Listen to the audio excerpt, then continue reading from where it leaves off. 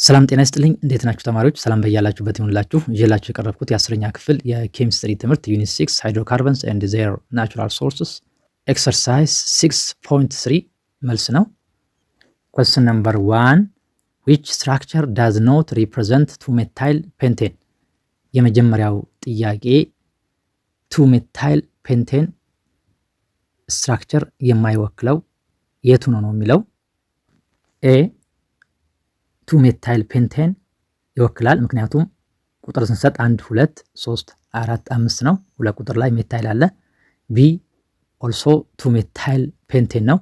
1 2 3 4 5 ስለዚህ ሁለት ቁጥር ላይ ሜታይል አለ። ሲ also 2-methyl pentane ነው። ዲ ግን 3-methyl pentane ነው እንጂ 2-methyl pentane አይደለም ማለት ነው። ስለዚህ ትክክለኛ መልሱ ዲ ይሆናል ማለት ነው። የዲ ስትራክቸር 2-methyl ፔንቴንን ሪፕሬዘንት አያደርግም፣ 3-methyl ፔንቴን ነው ማለት ነው።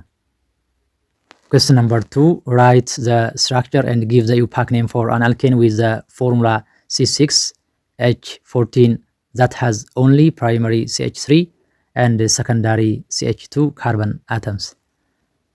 ሁለተኛው ጥያቄ ኬሚካል ፎርሙላ ኦፍ አልኬን C6H14 ነው።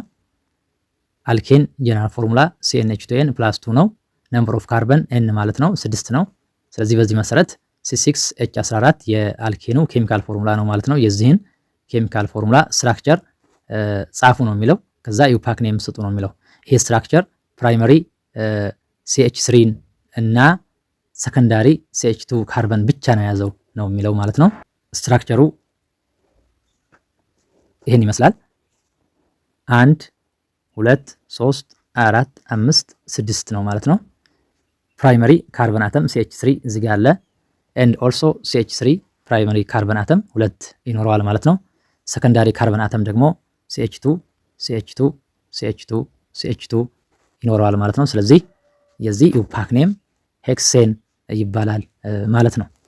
ጥያቄ አስተያየት ካላችሁ ኮሜንት ላይ ጻፉልኝ።